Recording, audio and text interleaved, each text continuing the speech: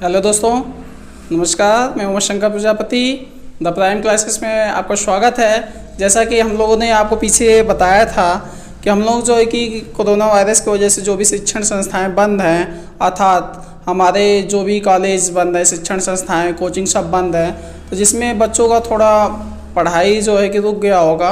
तो इसके मद्देनज़र हम लोग रखते हुए जो है कि ऑनलाइन क्लासेस प्रारंभ कर दिए हैं। तो उसमें आज हम लोग जो है, आपको मैं बताया था ना कि प्रदीप सर आप लोगों को मैथ पढ़ा रहे हैं और इंग्लिश भी आशुतोष सर पढ़ाएंगे।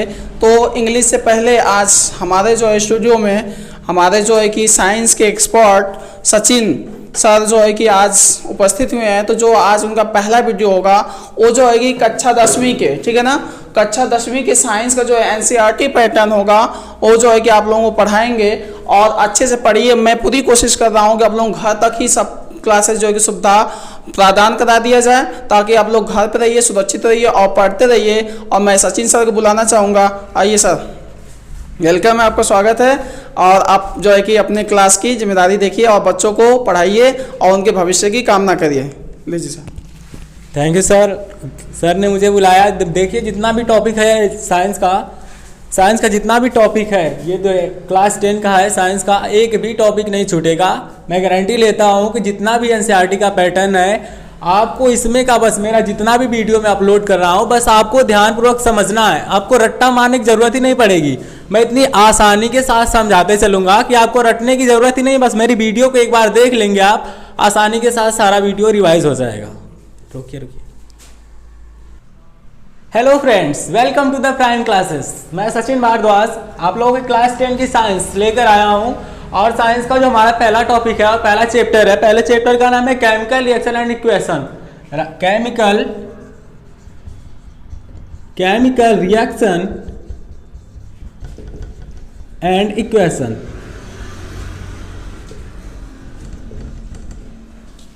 केमिकल रिएक्शन एंड इक्वेशन, रासायनिक अभिक्रियाएं एवं समीकरण।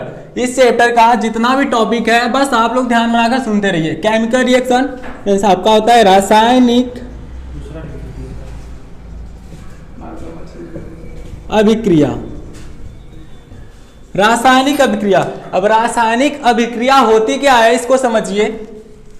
रासायनिक अभिक्रिया किसी दो या दो से अधिक अभिकारक मिलकर एक नए उत्पाद का निर्माण करते हैं। दो या दो से अधिक अभिकारक मिलकर एक नए उत्पाद का निर्माण करते हैं या एक से अधिक नए उत्पाद का निर्माण करते हैं। इस प्रकार से बनने वाली अभिक्रिया रासायनिक अभिक्रिया कहलाती है।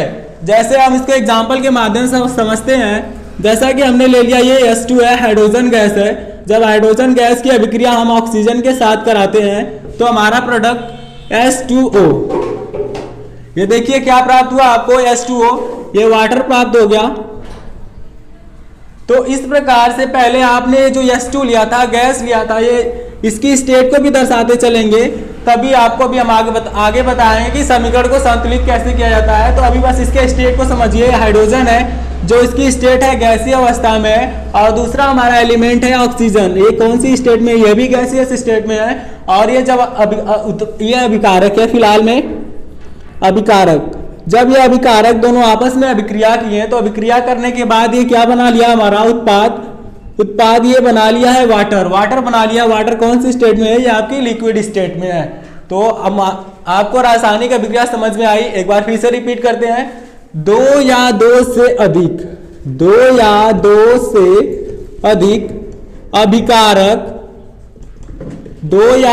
अधिक अभिकारक मिलकर दो या दो से अधिक उत्पाद बनाते हैं। क्या बनाते हैं, उत्पाद बनाते हैं। इस प्रकार से होने वाली अभिक्रिया रासायनिक अभिक्रिया कहलाती है। अब ये रासायनिक अभिक्रिया हमारे दैनिक जीवन में बहुत ही उपयोग होता है। जैसे कि हम खाना खाते हैं, खाना खाने के बाद हमारे अंदर जो भोजन जाता है वो भी क्या होता है, रासायनिक अभिक्रिया के माध्यम से ही पाचन होता है। और जैसे आपने लोहा ले लिया, लोहे पे जंग लगता है, लोहे पर जंग लगना, ये लोहे पे जंग लगना क्या है, ये भी एक प्रकार की आपकी रासायनिक अभिक्रिया है। जैसे कि ये जो लोहा है, ये इसको हम ये जो है इस एलिमेंट क्या आयरन के द्वारा से प्रदर्शित करते हैं, Fe।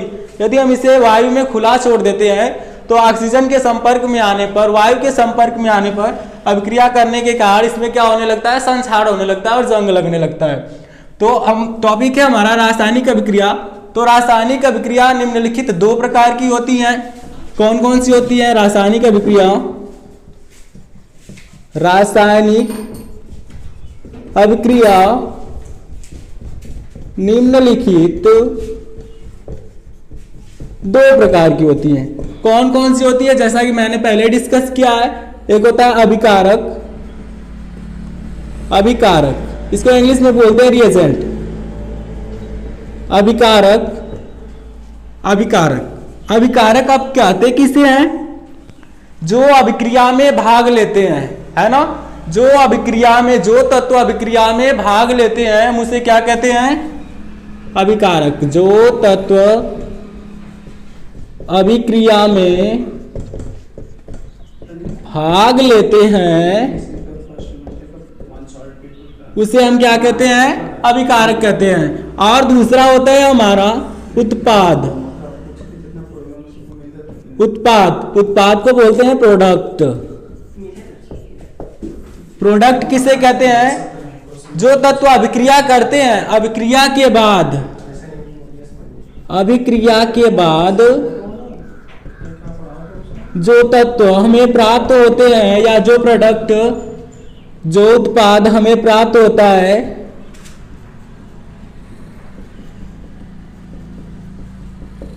उसे हम प्रोडक्ट कहते हैं।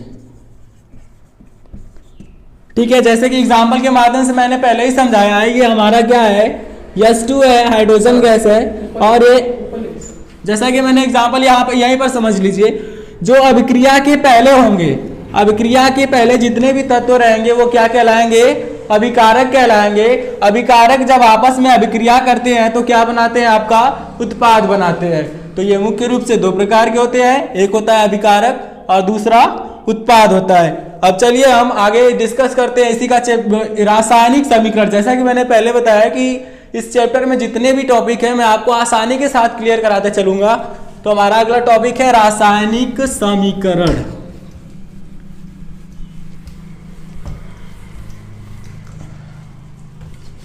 रासायनिक समीकरण, रासायनिक अभिक्रिया आपको हम आशा करते हैं समझ में आ गई होगी। अब अगला टॉपिक है हमारा रासायनिक समीकरण, केमिकल, केमिकल इक्वेशन।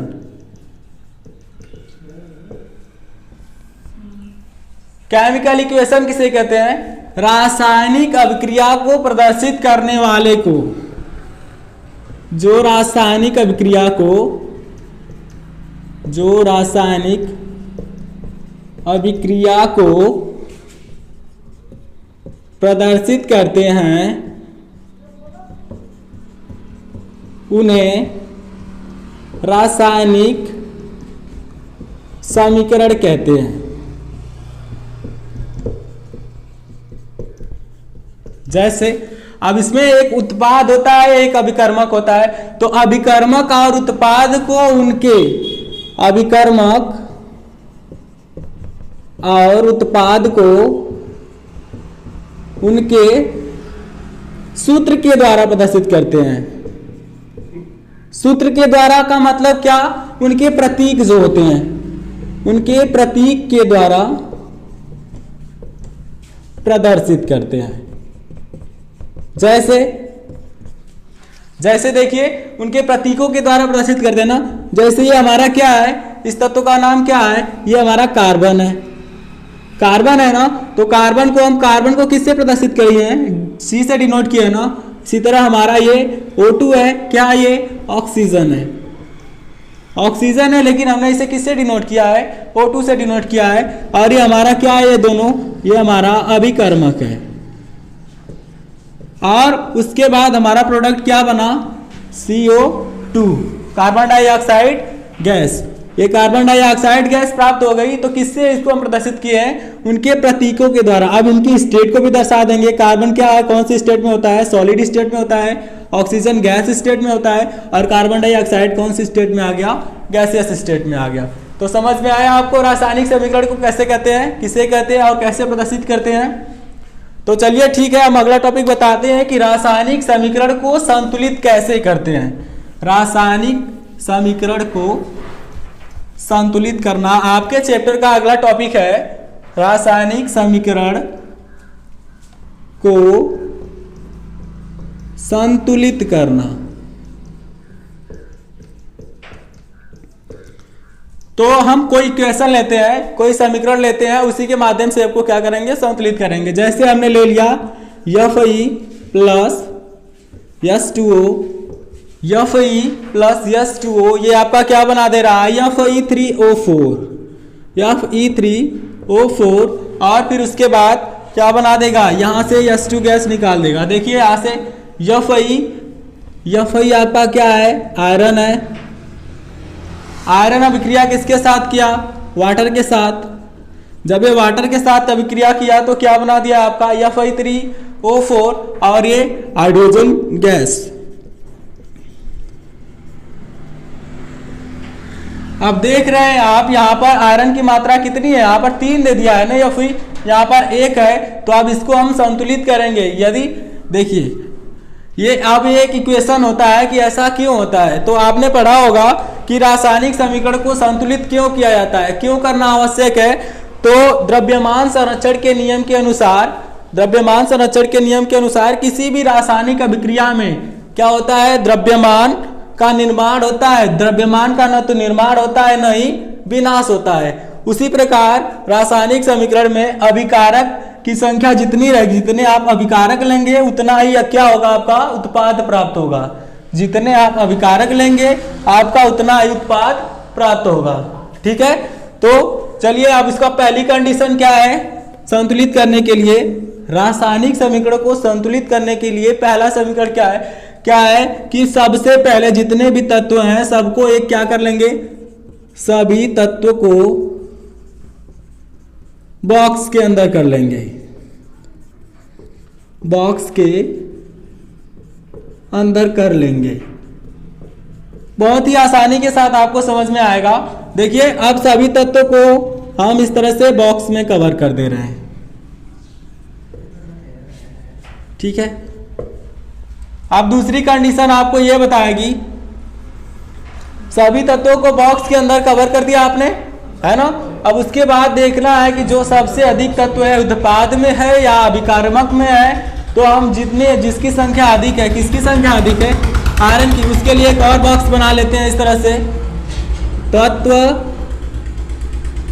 अभिकारक और उत्पाद। दूसरी कंडीशन ये है आपकी। तो तत्व में क्या है आपका, Fe लिख लेंगे, और क्या है, H2 है, H लिख लेंगे, और O है, ऑक्सीजन है। तो अभिकारक में Fe की मात्रा कितनी है, Fe यहाँ पर 1 है ना, तो Fe यहाँ पर 1 लिख लेंगे। और उत्पाद में Fe कितना है, 3 है, 3 है, तो यहाँ पर 3 लिख लेंगे। ठीक है, अब हाइड्रोजन गैस को लेते हैं। हाइड्रोजन कितना है, इधर कितना है, हाइड्रोजन 2 है ना, और इस साइड कितना है, इधर भी 2 है, तो हमने यहाँ पर भी 2 लिख लिया। ठीक है, ऑक्सीजन इधर कितना है, ऑक्सीजन 1 है, ऑक्सीजन की मात्रा 1 हो गई, और ऑक्सीजन इधर कितना है, 4 है। तो आपका ये समीकरण संतुलित नहीं है। तो अब इसको हम क्या करेंगे, संतुलित करने के लिए सबसे अधिक वाले तत्व को लेंगे। सबसे अधिक वाले तत्व को देखिए कैसे लेते हैं। इधर कितना है, Fe 3 है ना, तो अब हम 3 से इधर मल्टीप्लाई कर देंगे तो Fe की मात्रा बराबर हो जाएगी, है ना। तीसरी कंडीशन क्या है कि सबसे अधिक वाले तत्व को लेकर अब तत्व को लेकर लेफ्ट हैंड साइड और एंड राइट हैंड साइड, मतलब दाहिनी तरफ और बाएं तरफ दोनों तरफ के तत्वों की संख्या को बराबर करते हैं, संख्या को बराबर करते हैं।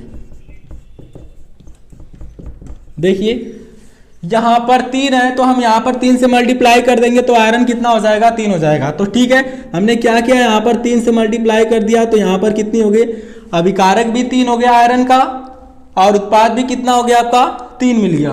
ठीक है, अब हम देखते हैं अगले वाले तत्व को देखते हैं। यहाँ पर ऑक्सीजन की कितनी मात्रा है, 4 है ना, यहाँ पर कितना है ऑक्सीजन 1 है, तो हमें कितने से मल्टीप्लाई करना होगा यहाँ पर बॉक्स के बाहर की ऑक्सीजन की संख्या बराबर हो जाएगी, हमें 4 से मल्टीप्लाई करना होगा ना। तो ठीक है, हम यहाँ पर कितने से मल्टीप्लाई कर दिए, 4 से मल्टीप्लाई कर दिए, यहाँ पर 4 से मल्टीप्लाई हो गया, तो 4 2 जा 8 हो गया। यहाँ पर ऑक्सीजन की हमने ऑक्सीजन के लिए लिया है ना, यहाँ पर 4 ऑक्सीजन थे, तो ऑक्सीजन तो हमारा नीचे है, तो यहाँ पर कितना हो जाएगा 4 से मल्टीप्लाई कर देंगे तो ऑक्सीजन यहाँ पर 4 मिल जाएगा आपको। ठीक है, अब हम देखते हैं यहाँ पर ऑक्सीजन भी 4 हो गया इस साइड, अभिकारक में ऑक्सीजन की संख्या 4 और उत्पाद में भी ऑक्सीजन की संख्या 4। अब हाइड्रोजन को देखते हैं, यहाँ पर हाइड्रोजन कितना है 2 है, और इधर कितना है, इधर कितना हो गया आप देखिए 4 2 जा 8, हाइड्रोजन कितनी हो गया, हाइड्रोजन की संख्या 8 हो गई ना, हाइड्रोजन की संख्या इधर 4 2 जा 8 हो गई, लेकिन इधर कितना है, अभी इधर तो 2 ही है, तो हमें कितने से मल्टीप्लाई करना होगा 4 से ना। जब हम इधर 4 से मल्टीप्लाई करेंगे, उत्पाद में 4 से मल्टीप्लाई करेंगे तभी तो बराबर होगा। तो ब्रैकेट के बाहर हम ये बात आपको ध्यान रखना है कि जो आपको मल्टीप्लाई करना है कहाँ पे करना है, ब्रैकेट के बाहर करना है, अगर ब्रैकेट के अंदर कर देंगे तो आपका समीकरण गलत हो जाएगा। तो 4 2 जा 8, अब यहाँ पर भी संख्या कितनी हो गई 8 हो गई। अब चलिए मिलाते हैं, अभिकारक में आयरन की मात्रा कितनी है 3 है, उत्पाद में भी आपका कितना मिला 3 मिल गया। हाइड्रोजन कितना है 8 है, अभिकारक में उत्पाद में भी कितना हाइड्रोजन मिल गया 8 मिल गया। ऑक्सीजन कितना है 4 है, इधर भी 4 मिल गया। तो इस प्रकार से ये समीकरण आपका संतुलित हो गया। देखिए 3 आयरन 4 2 जा 8 मतलब 8 हाइड्रोजन हो गए, हाइड्रोजन की मात्रा भी 8 हो गई, और ऑक्सीजन कितना है 4 है, ऑक्सीजन भी 4 है। तो इस प्रकार से ये समीकरण आपका संतुलित हो गया। तो आपको जितने भी स्टेप मैंने बताए, बस मैंने आपको 3 ही स्टेप में, अगर आप बुक में देखेंगे तो आपको 5-6 स्टेप में दिखाया है, लेकिन मैंने आपको साधारण तौर पर बस 3 ही स्टेप में इसको समझा दिया है। पहला स्टेप क्या करना है, आपको ब्रैकेट में करना है सभी तत्व को। दूसरे स्टेप में क्या करना है, एक टेबल थोड़ा सा बनाना है छोटा सा, उस टेबल में क्या करना है, तत्व लिखना है, अभिकारक लिखना है और उत्पाद लिखना है, और क्या करना है, तत्वों का नाम लिखना है तत्व में, और अभिकारक में क्या करना है, अभिकारक में जितने भी तत्वों की मात्रा है उसको लिख देना है, और उत्पाद में जितने तत्वों की मात्रा है उसको लिख देना है। उसके बाद तीसरी कंडीशन क्या है कि अभिकारक में यदि तत्व की मात्रा अधिक है तो अभिकारक को ले लेंगे, यदि उत्पाद में तत्व की मात्रा अधिक है तो उत्पाद को ले लेंगे, और अपने माइंड का प्रयोग करके दोनों साइड में मल्टीप्लाई करके, संख्या को मल्टीप्लाई करके दोनों की संख्या को बराबर कर लेंगे। चलिए हम आशा करते हैं कि ये टॉपिक आपको आसानी के साथ क्लियर हो गया होगा, आपको रट्टा मारने की जरूरत ही नहीं पड़ेगी बिल्कुल। तो चलिए आगे चलते हैं, रासायनिक समीकरण के प्रकार। हमारा अगला टॉपिक है रासायनिक समीकरण के प्रकार। रासायनिक समीकरण कितने प्रकार के होते हैं, जैसा कि मैंने पहले ही बताया है कितने प्रकार के, वो तो हमारे 2 प्रकार के थे ना मुख्य रूप से, अभिकारक और उत्पाद। लेकिन रासायनिक अभिक्रिया के प्रकार देखिए, रासायनिक अभिक्रिया के प्रकार। तो आपको क्लास 10 में बस इतना ही पढ़ना है कि कितनी रासायनिक अभिक्रिया है। क्लास 10 में आपको बस दिया है रासायनिक अभिक्रिया 5 प्रकार की होती हैं, ठीक है। तो ये जो मैं साइंस पढ़ा रहा हूँ आपको एकेडमिक के लिए भी यूजफुल है, बस आपको बस इसको ध्यान से देखते रहिए। तो पहला है आपका संयोजन अभिक्रिया। संयोजन अभिक्रिया, संयोजन अभिक्रिया, इसे हम बोलते हैं addition reaction. Addition reaction, addition reaction. पहले सभी को एक बार हम बता देते हैं कि पांचों कितने कौन कौन सी हैं, उसके बाद सभी को हम डिस्कस करेंगे स्टेप वाइज, ठीक है। दूसरा है हमारा वियोजन अभिक्रिया। वियोजन अभिक्रिया, वियोजन अभिक्रिया को इंग्लिश में बोलते हैं डीकंपोजिशन। Decomposition reaction. तीसरा है विस्थापन अभिक्रिया। विस्थापन अभिक्रिया, विस्थापन अभिक्रिया। बस आपको इसके नाम से हम डिफिनीशन को बता देंगे कि इसके नाम में इसकी परिभाषा छुपी हुई है और आसानी के साथ आपको याद हो जाएगा। विस्थापन अभिक्रिया इसको बोलते हैं सब्स्टिट्यूशन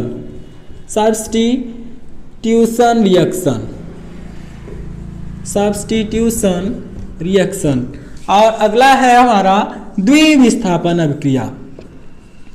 द्विविस्थापन अभिक्रिया बाई सब्स्टिट्यूशन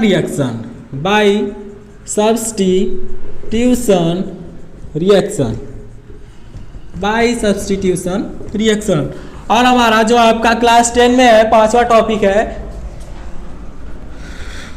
ऑक्सीकरण और अपचयन, मतलब उपचयन और अपचयन अभिक्रिया।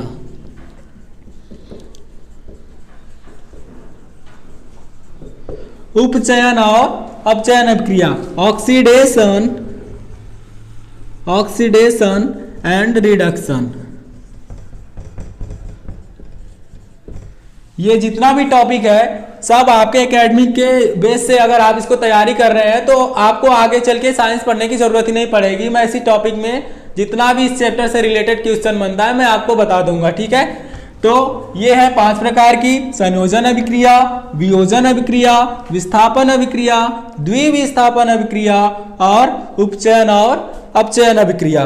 तो चलिए अब हम इसको विस्तार से पढ़ते हैं। पहला हमारा टॉपिक है एडिशन रिएक्शन, संयोजन अभिक्रिया। संयोजन अभिक्रिया किसे कहते हैं? नाम से समझिए, एडिशन। एड का मतलब क्या होता है? जोड़, मतलब जुड़ने से। ऐसी अभिक्रिया जो जुड़ने से बनती है ना, 2 या 2 से अधिक तत्वों के जुड़ने से जो अभिक्रिया बनेगी उसे हम क्या कहेंगे? संयोजन अभिक्रिया कहेंगे। ऐसी अभिक्रिया जिसमें 2 या 2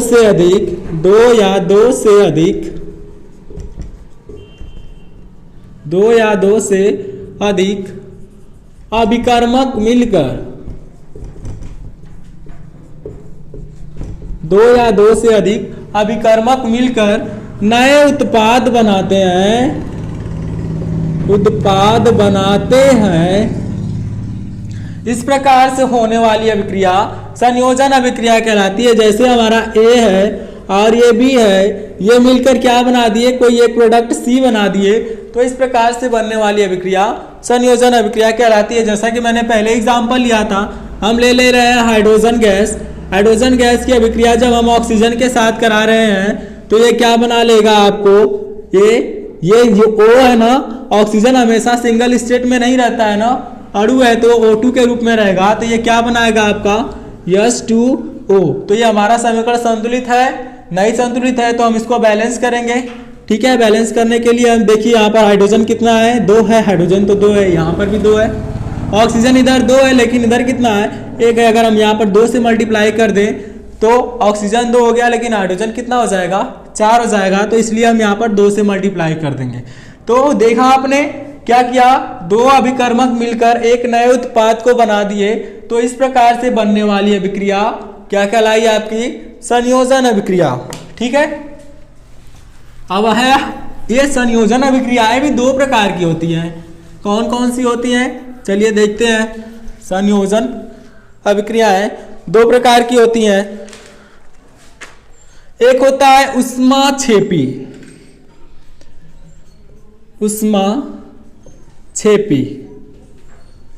और दूसरा होता है ऊष्माशोषी। बस आप नाम से समझते चलिए, नाम में इसकी पूरी डिफिनीशन छिपी हुई है।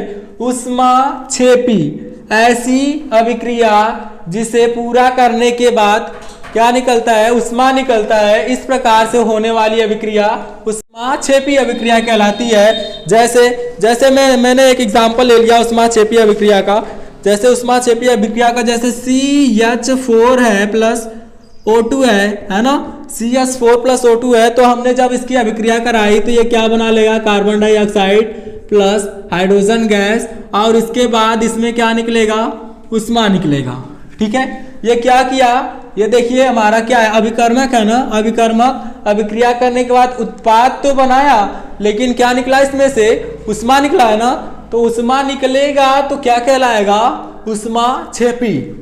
ऐसी अभिक्रिया जो उष्मा का त्याग करती है उष्मा क्षेपी अभिक्रिया कहलाती है। ठीक है, सेम कंडीशन देखिए, उष्मा शोषी, उष्मा शोषी, उष्मा को सोखने वाली ऐसी अभिक्रिया, ऐसी अभिक्रिया, ऐसी अभिक्रिया